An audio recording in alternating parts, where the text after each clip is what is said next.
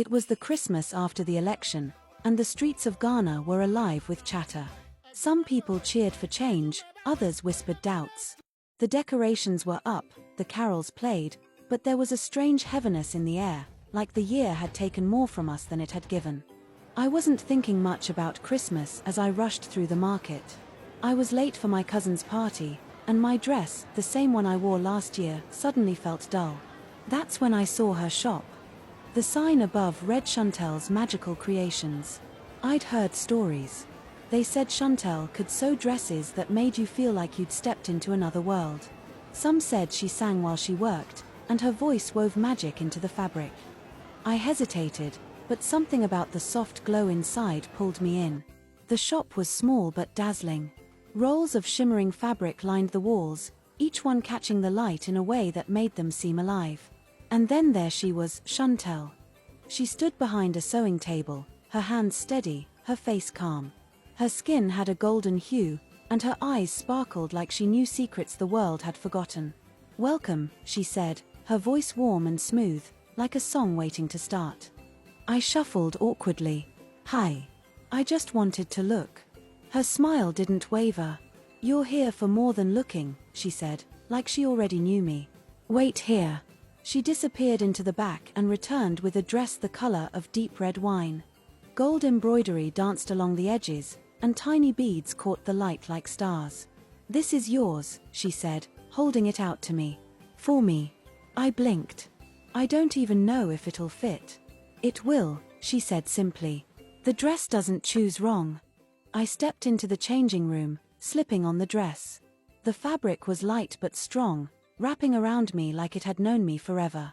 When I looked in the mirror, I froze. The woman staring back at me wasn't just dressed up, she was confident, radiant.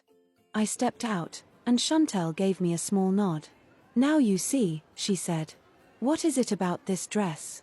I asked, my voice barely above a whisper. She smiled. "It's not just the dress. It's you. The magic isn't in the fabric, it's in the belief it brings out of you." Her words lingered as I left the shop, the dress flowing like water around me. At the party, I felt like a different person. People noticed. They smiled more, stood closer. Even those who'd been distant all year seemed softer somehow. But it wasn't just me. Something else was happening. Then I heard it, soft at first, like the hum of wind through trees. A voice. Chantelle's voice. Her song floated through the air, filling the room with a warmth that no election could bring. She sang about Christmas, not the lights or the gifts, but the heart of it.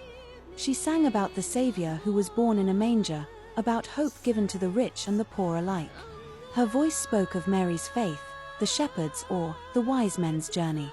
It reminded us of a love so great, God sent his Son to live among us. As the melody grew, the room changed. I saw people wiping their eyes, strangers holding hands, laughter mingling with tears. For the first time in years, it felt like the walls between us had come down. Later that night, as I walked home in the quiet streets, I thought about her song. Christmas wasn't about who won or lost, who had more or less. It was about the light that came into the world, the promise that God sees us, every one of us. I looked up at the stars, thinking of the wise men who followed the light to find their king. Maybe hope was like that star, sometimes distant, but always leading us to where we need to be. The message of Christmas is simple. God's love doesn't depend on what you have, it's about who you are. Rich or poor, he came for all of us. This Christmas, I carried that truth stitched into my heart, just like Chantelle's dress. And for the first time in a long while, I believed again. Thank you for joining me on this magical journey of faith, hope, and love this Christmas season. If this story warmed your heart and reminded you of the beauty of God's love, please share it with someone who needs a little Christmas magic. Don't forget to subscribe to stay inspired by more uplifting stories, and let's spread joy together. Wishing you a very Merry Christmas filled with peace, love, and God's blessings, and a prosperous new year ahead. Remember, the greatest gift we have is His love, let's share it with the world.